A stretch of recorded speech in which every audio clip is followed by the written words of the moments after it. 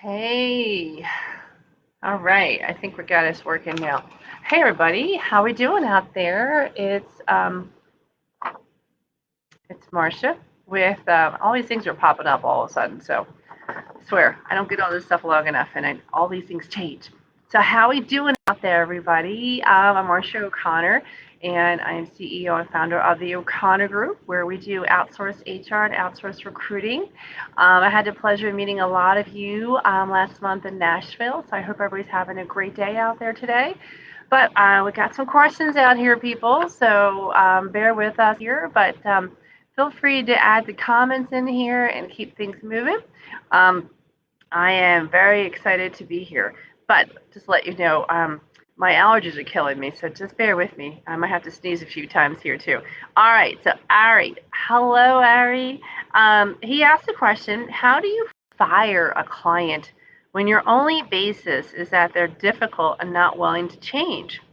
And just to give you a little bit of background, I was hired just to clean up their QuickBooks, and they insisted on doing it themselves going forward after the cleanup, and they undid the entire cleanup. And it's like talking to a brick wall when you try to explain anything to them about QuickBooks or any accounting concepts. Mine and my bookkeeper's fear is that because she's local, she's just going to post like some negative reviews when she's the one that screwed up everything we did if we let them go and don't fix it again for free. Now, been down that road. We do obviously professional services and all too, and you can only you lead the horse to the water so many times, okay? And you have to be honest about why, and you need to have that really frank conversation to them, and basically tell them like, listen, we fixed this for you, we did this and all too. You went back and done that. Now, keep in mind they're paying for it; it's their money. But you want to make sure you have that conversation as to like why this is a problem, why this could be an issue for them, and why basically you really don't need our services. And to be honest with you, we were working with a client of ours. And to be honest, we were doing a really good job on the recruiting side. And the person that was in charge of it was basically just had a different way of thinking and decided to make the process very arduous and very long. And to the point, it basically ticked off a lot of potential candidates, and it took forever for them to basically make a decision. So they dropped out and they blamed us. And I said, this is not our fault. And so I basically had a conversation with the CEO and COO saying, I think it's time that basically maybe you choose another alternative of finding your people, because obviously we're just really not on the same page. And with that conversation, we did end the relationship and all too. And it was very cordial and all too, but it came down to the fact that like you're wasting your own money now and putting it back on them. And if they do have a bad comment out there, that's on them, not on you. If you've got a good reputation out there too, you should basically be very proud about that. Let me tell you something. The squeaky wheels out there, everybody knows that they're a squeaky wheel. So just because they do that about you, pretty sure they're going to be doing it about other people, and people know it out there too. So you have to basically stick to your guns, have that conversation, and go that way. So I hope that helped you a little bit, but I had the same situation. Um, Another person, Kathy Lee Clark. Hello, Kathy Lee. She's asking a question. Finding the right person and creating the right process to train them as my number two. So basically the background. I've been in the mortgage and real estate industry for 20 years and have built a niche reputation for myself, so I don't have a problem generating business. What I need help with are the following: finding the right people to delegate things off my plate, creating a workflow, systems, processes where certain aspects can be broken off for delegation, and three, how to better pass on knowledge that can only be passed on through a job knowledge. Um, okay, so definitely finding number two. So this is how it works. Finding a number two is really hard, and I believe that too, because it's almost like it's like your COO, and that person really has to sort of breathe it, understand it, learn it. They're going to be given all the numbers and all too. Really hard to do that. I'm not sure if you've actually done an accountability chart. And what an accountability chart is basically, it's writing down all the roles that you want to see your company have one day, and then figuring out how many hats you have and what you really need. And when you say find the right people to delegate things off my plate, Number one, it almost sounds like you almost have like a virtual assistant could be needed. I like to outsourcing before I actually fully hire somebody because you have benefits. You've got, the W-2s. You're going to have unemployment if it doesn't work out and all too. You have all that insurance and all too to cover. It's just a lot easier for me to outsource some things. And like a virtual assistant is definitely one of the best things you could ever do. And I'm sure Sean can probably hook you up with some really good VAs. And then regarding creating a workflow of systems processes where certain aspects could be broken off for delegation. I'm not sure if you'd even work with even a coach. There's so many people in AO that you can reach out to. I don't know if you know Dan. Dan's actually one of the mentors out there too, and he can actually really help you with that too, especially with any kind of workflow and systems processes, and then how to better pass on knowledge that can be passed on through the job knowledge. You're writing SOPs and basically standard operating procedures and all too, and figuring out what you need and where you're going. Having a team around you will really help that. And using your AO network will help you too, because everybody on there has had to hire their first full-time person, then their second, and then their third, and all too. And by you having that communication with everybody, it's really going to help you figuring out what you need. But first figure out, what you can pull off your plate. And sometimes it's a lot of time doing your calendar and doing those things that really you shouldn't be doing and having somebody else do.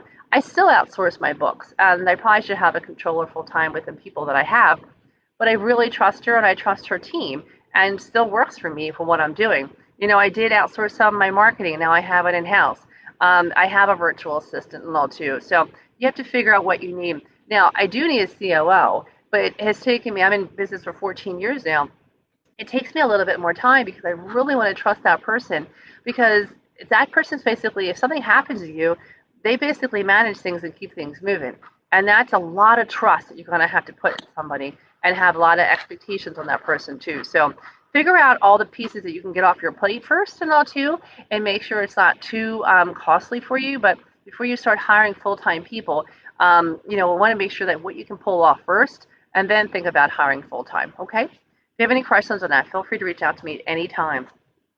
Next one's from my dear friend, Heather. Hello, Heather. I love the horses. They are beautiful. Question asked, which is better for onboarding training? A private YouTube channel or a training manual, I think she said. I am in the process of redoing my onboarding and want to add training videos for all aspects of the SOPs. I didn't know if a private YouTube channel would be better, or something more detailed such as a training manual would be better suited for a company wanting to get to a franchise level. Honestly, when you're thinking franchise, obviously you're looking at consistency, you're looking at the same and all too. I can tell you though, a lot of people are not doing a really good job with their onboarding right now. So if you can somehow get it consistent out there too, I like having that more personal touch. But if you need something consistently, there's no reason why you couldn't do even a video of like what your team put together a video, and then you show that video again and again. It's a little bit more personal out there. But I like the fact of having your own like YouTube channel to go through all those different pieces. Like once you come on board, then you have access to this YouTube channel. This is level 1, level 2, level 3, level 4. The idea is you want to make sure people are watching it and they're learning from it and they're listening, because not everybody is a really good video learner.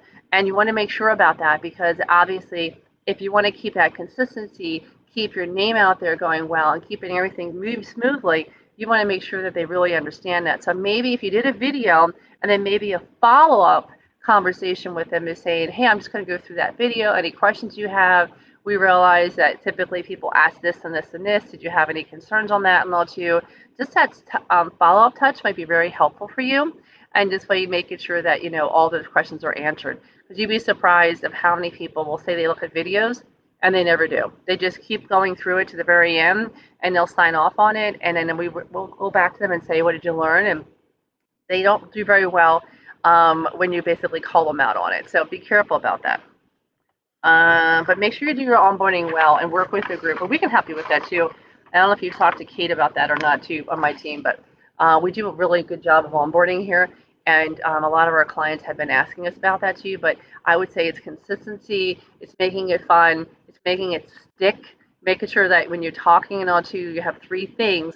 that they know after that tutorial is over, they remember in their head, and they become almost like mini marketers for you out there because they are so excited about what we're doing here that they're telling 3 people out there too. Okay.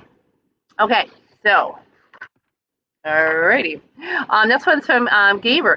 Hello, Gaber. What are some quick wins I can implement to increase our bottom line profitability, and how should I go about doing this in the long term? So the background is throughout the past 2 years, I've been focused on growing our top line revenue. And this year, we're on track to hit 1 million in sales. First of all, congratulations. That is a big feat. You should be very proud of yourself. We've been profitable all the way, but I feel there's probably a lot of waste we could eliminate. Normally, I'm the sales guy, not the savings guy, so I'm not sure how to get started, as well as how to make constant awareness of our bottom line an integral part of how we do business. We currently have a full-time accountant who can get me any reports I need. So back to the question. What are some quick wins I can implement to increase our bottom line profitability? You know what? Being a former accountant myself, I always try to do the quick wins of going through all of our subscriptions. What basically do I get charged per month? And once I start taking a look at all that, I ask the question and say, well, do we need this if I have this? Do we need this? And I do that twice a year. And I don't do that at the beginning of the year or the end of the year. I usually do it like March and October. And the reason why I do that is because sometimes during the year, you sign up for all this stuff and you forget that you're getting charged for it. So what I try to do is show on my expense reports every little detail about, okay, why is this? What's happening here? How much is this? How to do this and all too. And once you start doing that and really taking a full day to do this, you will realize there is a lot of little pieces that you can pull off. For example, we used to have our business line here too was through a phone company. Now, it was only like $49 a month, but it was like our business line. And we had given it to one of my people so they could take any of the phone calls that came in. But we needed a business line. Now, we just got rid of that and we moved it into a Zoom phone instead. And then my guys are actually using Zoom phone instead of using their cell phone. So it's $15 a month for my person. Instead of best paying $30 a month for cell phone coverage, we pay $15. So we're doing that for the Zoom, and we're also got a Zoom number for the office. So instead of me paying $49, I'm paying $15 for that number. So it's like a double win on that end. But sometimes you just have to listen to your colleagues and all too, and finding out the best ways. Like, hey, what did you use here? What did you use here? And for example, one of my clients used like 3 different systems for their HRIS and their general ledger and all too. And I was like, oh my God, like you're spending so much money just alone on your systems. Like your one system could basically take care of all that for you. You're probably going to take your prices in half.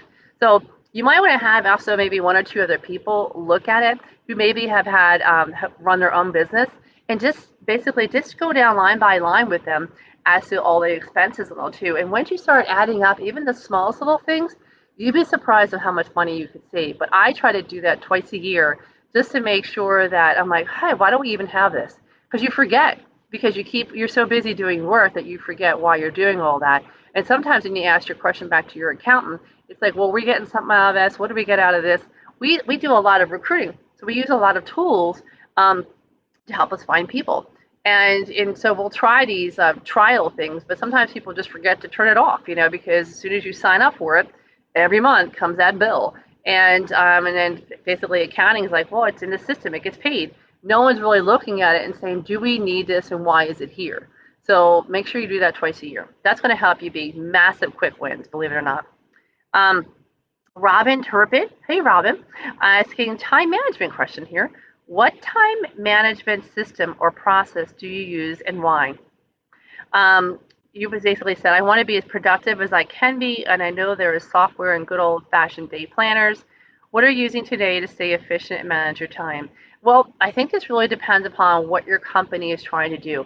We are a completely billable company, so tracking my time is incredibly important for us. But that time has to be tied back into my general ledger because basically the invoices have to be from all that. So we use an accounting time frame system called Xero, Xero, which basically has a sister company called Workflow Max, which takes care of our time reporting system.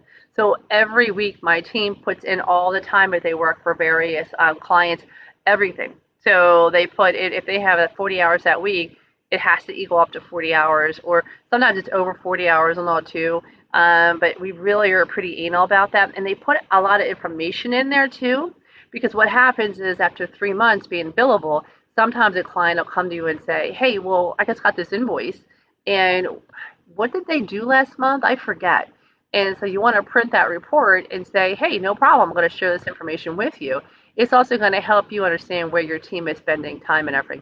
Now, it's a behavioral modification because most people who have been on salary are not used to putting their time down per pretty much, per minute. And so you want to make sure people really understand the importance behind it and what they want to do. And to be honest with you, the more times they do that, the more efficient they become with their time as well. So, but there are so many systems that are out there. Workflow Max is just one. There's Chronos. There's some of the big guys out there and all too. But I would just ask other members in AO to see what they use as well, and you're going to figure out which one you do like, and then you want to get that implemented as quickly as you can. Okay. Sarah Hamilton, how do I buy loyalty with my team? I own a female-run and operated barbershop, male clients. Congratulations. And over the years, I have had countless barbers screw me over in all areas, kinds of areas. The way they talk to me, the way they won't follow processes, they quit on me, and I can't seem to find a resolution. This industry is very unique, and I'm looking for any and all ideas to make sure that I am being the right leader to help people and grow. How do I know if I am the problem and I'm not doing my job right, or is it just the people will be propelled?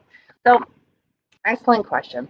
I think it really comes down to a few factors. One is figuring out what you want to do in your company and where you want to go. I'm not sure if you have core values of your company and all too, but it's tough. I know that you have like hourly workers and all too, and figuring out, but there are some great people out there to really help you out with all that. So you want to make sure that you, to figure out your core values out there, and then hiring people that really fit these core values. And it's not always easy. You also want to try to have like, hey, it's like a 3-month trial basis, and this is what we do. And if they hit that 3-month trial basis and do really well, you give them a little bit more responsibility and all too. But I know how hard that is, and I know how, trust me, this is not easy to do. But having core values really helps. Figuring out like, listen, we are growing this. I want you to become a part of this, and this is where we're going to go together.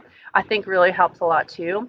I probably do a lot more of the personal touch. I'm the one who writes like cards to my people and all too, and just to make sure that they feel like, hey, are you a part of the team? Do you feel like you're getting everything you need? How can I help you in your job and all too? Now, not everybody has that, and a lot of people have the with them. Okay, what's in it for me? And you pretty much can tell, which is why I said maybe you want to do like a 3-month probationary period to say how you're going to do the first 3 months. Now, does that work all the time?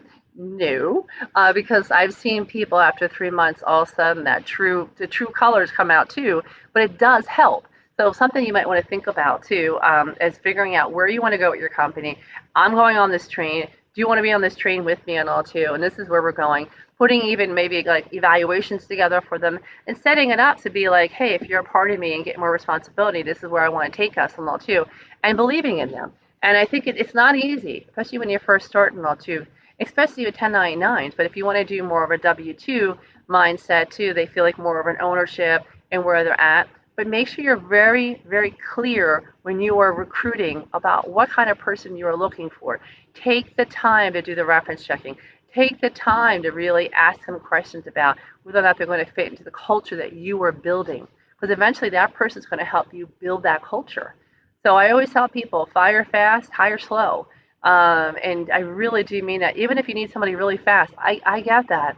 But you want to make sure you have that. Now, if you're so busy, you could always hire a part-time person to help you constantly for recruiting purposes to have a bench in there too, so that you have really good people. But if you're building something and you're getting out there in the community and you're doing all this stuff, people want to be a part of that and be a part of that mission. So it takes a little bit of time, but let me know, because I have a lot of ideas about loyalty and all too, and I've got a great team here.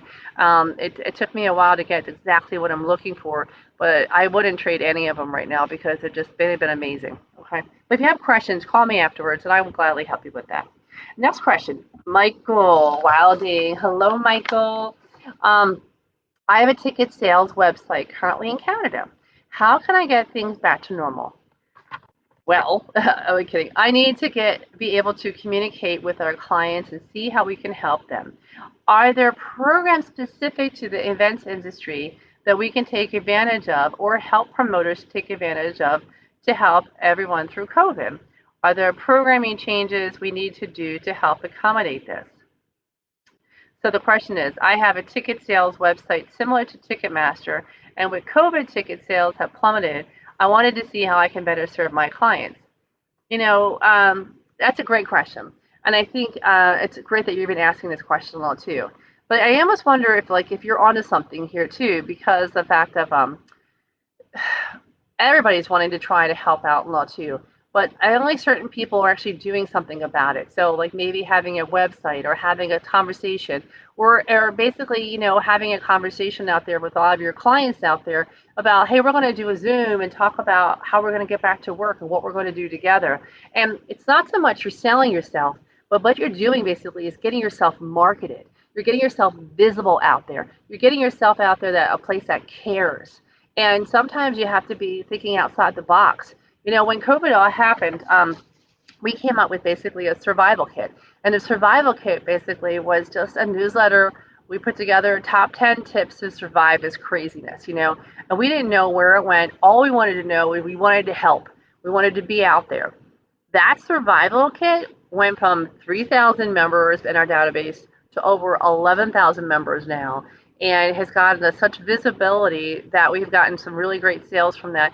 The idea behind it wasn't about sales. It was just helping out. So the fact that, you are trying to help out and do this kind of stuff is, number one, awesome. Number two, trying to talk to your clients and be like this avenue for you, even like connecting people together and all too, because people just want to know, hey, what are you doing out there and how are you surviving? Are you going back to the office? Do you require vaccination and all too? So you want to make sure, and then obviously, engagement's really big right now. And if that has to do with ticket sales and doing ticket things, you could say, hey, I have an idea. What do you think about doing this and this for your employees? I mean, bring these ideas to them because they're probably not even thinking that right now. So just some ideas to help you out with that too. I hope a little bit for you, okay? Alrighty. Liv. Hello, Liv. What are other methods you suggest reaching out to clients, potential business partners, besides a cold email? My business is Cellar Door Plants. It is an online plant store, but we are looking to sell our pre-potted plants to more retailers, boutiques, coffee shops in the Seattle area. I am creating our offering right now, but I wanted some advice on the most effective way for me to reach out to people about, you know, interesting. It's two ways of looking at this, right? If you have a lot of those companies in your area, I would just say, hey, I'm stopping by and giving like a little tiny plant and saying, hey, think of us. And, but also talk about the advantages of why it's so important to have plants in the workplace, because right now people are going through a lot of health and wellness issues and all too. And the fact of having plants in the workplace is actually very healthy for them. I think people appreciate that. Or, another good thing is onboarding kits. All these, the kits basically they're sending out right now, all these onboarding kits, they basically have there's stuff in it, but it's not really personalized and all too. And maybe if somehow you come up with some idea of sending a plant to the new people or the new hires and all too, and finding companies that are hiring like a lot of people, or like mid-sized companies and all too, because people want to have that personalization to it. And I think that'd be helpful. Cold calls, I know there are certain people in sales that love cold calls, and I know that they work for certain people and all too. But I've never been a big fan of cold calls. I'm more along the lines of meeting people and just talking to them and seeing what's working out there, what's not working, being a resource for them and all too, and just being creative and outside the box thinker. And that for me has given me a lot more business and all too. But for you, when you're starting out there, it's really thinking the idea of not just taking it as a plan, but talking about basically the benefits of the plan and who would benefit from getting a plant and why. So I'm thinking like people that they onboard. I'm thinking of, someplace showing wellness and all and healthy plants and all too. So the coffee shops would be helpful too. And maybe thinking of a way of, I don't know, like a free plant a month or something, just something out there so people will understand the benefits of plants. and the benefits of why it's so good for wellness and all too. But you have to sometimes bring it to their attention, and maybe having something come out of the pot and just said, "Hey, did you know?" And and everything has like this little. Did you know that 99% of plants and do this and this and this or whatever, because people don't know what they don't know. But I think it'll give you just more visibility with your plants and all too, and find out who your green thumbs are, because there's a lot of these. I guess like my township has like these planting areas where you actually get a plot of land and you maintain it for the summer or two and do all that. Now there are people that sign up for that, so I'm sure that they like plants and like greenery, right? So I'm wondering if you can get your hands on like working with your townships and all too, and being a partner with all that, because I bet you they probably have tons of plants in their homes as it is. And a lot of these townships have all that, and these townships basically just want to help their own members. So use all your free resources first. It doesn't have to be a lot expensive. It's just using a new way of thinking. Okay, so these are just some ideas that I have for you. But congratulations on your plant. I think it's great. And I think it's probably going to be more popular now than ever, because people really need some wellness initiatives going on right now, because it's been really hard at home for them. All right, next question. Lauren, what items should I make to include in a partnership agreement? Does AO have a template? I'm sure Sean has lots of templates on all too, so please reach out to him individually for that. But you're opening an Etsy store, and my partner and I verbally agreed on things and are working on a written agreement. Yeah, so when you're doing that, you have to figure out too, like if you're doing a 50-50 partnership and all too, you want to be very, very clear of how that is written. So we want to make sure you talk to a few experts that I'm sure Sean can put you in contact with as well about a partnership agreement, because it gets tricky. And you might be all friends right now, but I've seen it more times than not, than people basically, it wasn't clearly written in the agreement behind all that. So make sure that you work with people, especially in AO, that can get you these resources pretty much usually for either for a nominal fee or something too, because when it comes to a partnership and all too, there's a lot involved with it and a lot at stake. And you just want to make sure it's very clearly written of what that means and what 50-50 means. If you're going to do 50-50, you might do 51-49, and what that means and all too. So work with Sean and his team to get that for you, or at least work with you to figure out the best person for that too. Okay, that's really important. Next question is from Dan. Hello, Dan. What is the best way to get a customer to follow through with leaving a review? When finished with a deck or project, I buy my homeowners a nice bottle of wine. I ask them to leave me a review on platforms, but it does not happen. The current projects I am doing are there from 15 to 65 in price range. So I said, totally understand. Now, I like to make things super, super easy for people. And so I know that you say basically you buy homeowners a nice bottle of wine, but have you thought about doing a little bit differently? Have you thought about basically, hey, this is so great. I'm so excited for you. And said to basically to receive your bottle of wine as a thank you. If you don't mind, please fill this out for me. And then within a week, you'll get this bottle of wine. You might want to do it that way too, because they just got the milk for free. So you want to make sure there's some kind of incentive in there, and maybe it's more of an incentive too of like a gift card to like Starbucks or something like that too. People love free things, but make it really easy so when they get it, it's an automatic link to the thing and say, hey, I just need a 5-minute little summary if you don't mind putting it here and here. I'd appreciate it if you do.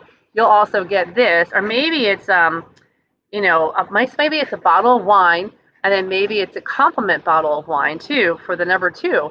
And you want to make sure that there's an incentive there. So it's really great that you give that away, but if you're looking for them and nothing in it, I don't know what to tell you. I feel as if it's a lot of asking and no reward. I hate to say people wouldn't just fill it out for you. Maybe 1% will, but people still like getting something for free. So if you can make it in there, like when we do surveys and all too, like I'll add like a $10 gift card to Starbucks in there. But what we did basically is we actually went through Starbucks and we got the tag on it, the bar scan on the back.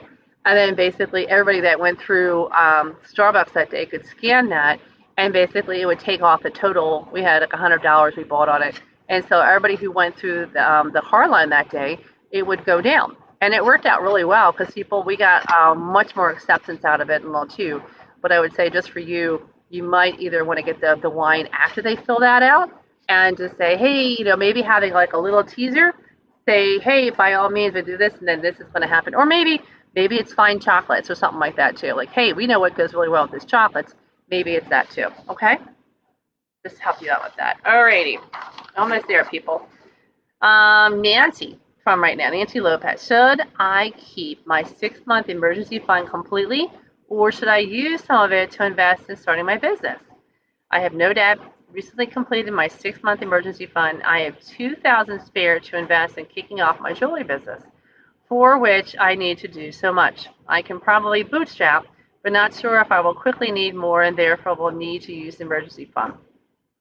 Now listen, I think whoever you ask this to is going to have different answers. I am an accountant by trade, so I like to save. I like to make sure that there is money in the account at all times because I have people's salaries. You have a little bit more flexibility because you're starting a business by yourself and all too. It's figuring out what you need to survive and all too to make sure that you have money for that. I like having at least 6 months of expenses saved up for just any kind of reason and all too. But if you want to really start this off and start off and figure out what that plan of how much you're really going to need, because you got to really write it out and put a whole process flow behind it and all too and figuring things out. But don't be so afraid of debt and all too. Debt can be good because right now it's so cheap to basically borrow money too. So don't be so afraid on it. I always like to say you can borrow debt basically to make more money. And sometimes people get really scared about doing that. So be careful with that too. But it's really up to you. If you have no debt and all too and you're willing to do it, figure out maybe I just need 3 months instead. So what you want to do with it is so different, but it really depends upon what you feel comfortable with because it's your money, okay? But if you're ready to make that investment, then do it. And let nothing hold you back, but figure out specifically what your expenses are going to be. What does that look like? Who are you selling to? What are your revenues going to be coming in? Don't just basically be like, okay, I'm doing this. You got to make sure you're making money on it too, okay? So it's really going to be your decision there. And then Jake. All right, Jake, how to overcome feeling overwhelmed? Well, tough time right now, I know. You're currently in real estate, flips, Airbnb rentals. I'm a full-time student, but I also manage my business. Congratulations, that takes a lot. As well as all of my personal investments. It's very stressful, and sometimes I feel like I'm not doing enough. Well, first of all, Jake, the fact that you're in school and you have all that, you're doing great, okay? It can get overwhelming by all means, but you want to make sure figure out what's important to you. What do you want to get out of this? What's your next adventure and all too? And hang around like really great AO has amazing people in it. So hang out with other AO people who are thinking like this and all too and figuring out where they're going, what they're doing. Just you're overwhelming yourself because you're putting so much on you. Figuring out where you want to go and why. What's really making you tick like that to make it so busy and all too? Is this what you want to do? Is this where you want to go? Is it more the building or is it more maintaining? Is it a certain revenue goal and all too? I think you have to ask a lot of questions and maybe just having like even more like a business coach to figure out what you're currently doing and where you're going. And sometimes I think as CEOs we think we have all the answers, but like I am here to tell you we do not. And I had my business coach I talked to this morning and just walking through some things with her and just hearing things, and it's great for her to put in a different perspective because here I think I'm not doing enough either, and she's just like, no, you're probably doing too much, and sometimes you put so much pressure on yourself, and sometimes you just need to hear that from somebody else who is watching out for you. So figure out where you're going, what's the road look like, and if you want, have somebody in AO help you out with that. There's lots of people that Sean could actually help you with too to do that, because we're here to help each other out. We've all lived our own journeys and all too, but just figure out what you want to do in life and how you want to get there. I mean, all that stuff is great, and not only that, you're probably going to be a great person basically to help other people get up on their feet too. But figuring out what's next for you and what's that timeline look like, and once you start writing that down, for me it comes a lot clearer. So it was something to think about for you too, and just when I hear I don't feel like I'm doing enough, sometimes these triple A personalities all feel that way. It's just sometimes being around other AAA and hearing what they're doing too will help you understand that you probably are.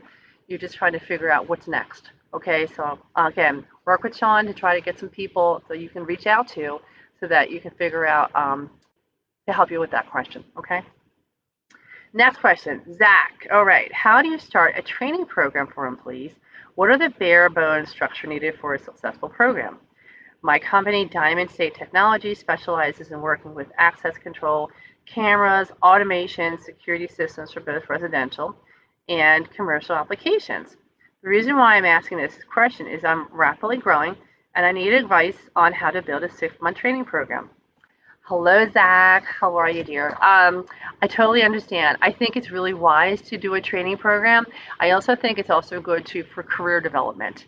And you might want to have training 101, training 201. If somebody wants to move up to be a manager, I'm like, well, you need to be at this level. Now, it's sometimes hard to put together the very first one, but I think once you do that and you have at least your skeleton, the second one and the third one's get a little easier. And don't have to go crazy on it too. Some people are like, I have a professional photographer. You don't. You just need your basic stuff out there too. And you know what? You might want to just do a simple video and have somebody put it together really fast for you. But the idea is that you have training, you have career progression, you have development. And if you want to get really good technicians that want to stay with your company and grow, they're going to want to see that. Okay, so you got to put your mind, talk the walk basically. And so I think it's really important that you do that. But it's hard to do the first one, but I do think it's worth it. And I think it's going to get harder and harder for talent right now too. So if you want to get those technicians that want to grow and build with you, I'd highly put together a program behind that. And you know what? I am sure other AOers have done this too. So make sure you reach out to them and say what worked for you, what didn't work for you. Did they use video? Was it more just truly like training? So what we do, actually, we don't do video. We actually do more like one-on-one training that we set up with certain people, especially for our first 2 weeks of orientation. And then if they're moving to the next level, like a manager level, then we'll move them into more training and all too to move things forward. So just a heads up, I'd highly recommend you do that, okay? It's going to give you a leg up from your competitors too. All right. Next question. Here we go from Robin. Hey, Robin. I see you out there, girlfriend. What tools do you use for staying positive? Here we go. As an artist, I help people feel moments of calm through my oil paintings of sunsets, and your sunsets are amazing, by the way. You know what? And back to that question, staying positive. What you have to do as the leader, sometimes it really comes down to how you are and being real and being honest and all too with your team. I know I send out messages of, just funny things and funny cartoons and keep them motivated and how you doing. Sometimes it's a card here and there and all too, just to keep everybody on the same page. We do really fun quarterly town halls that we try to get everybody involved with to just give them an idea. We do monthly fun little adventures, like we had these mystery boxes for St. Patty's Day and Valentine's Day, and you just have to ask. And one of the things you got to do too is really look at your team during Zooms. Look at their faces. Their faces are really going to tell you if they're really happy or not too. And if they're not, I usually have a conversation with them later. I'm like, hey, what's up? You okay? You're right there. Is it too much? What's going on? Because I can tell by your face. I can tell by their interaction. I can tell how they follow up on email and all too. And that's going to give you an idea or an incentive saying, hey, I should reach out to that person to make sure that they're okay. It's really hard for you to be the only person to make sure that they are constantly staying positive.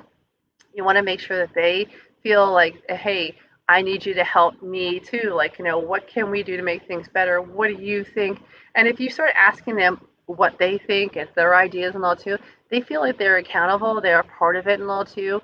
And I used to feel like I had to do it all myself, and that was the wrong way of thinking about it. It was more along the lines like, what do you think and how do you think, and what can I do to make today a little easier for you? And when you start asking those questions, you'd be surprised at the answers you get. But also, if you put a little bit of ownership on them, they're amazing because they come back with such great ideas and thoughts and all too. And you realize you're not out there by yourself. You really aren't. But don't put it all on yourself too, because that can get overwhelming and draining as well. Okay. But keep up the great work. And Morgan, hello, Morgan. What strategies do you use to build your network? I work with companies to help them maintain their season tickets to concerts, venues, sports teams, etc. I am very active on LinkedIn, and she is, and in-person networking events.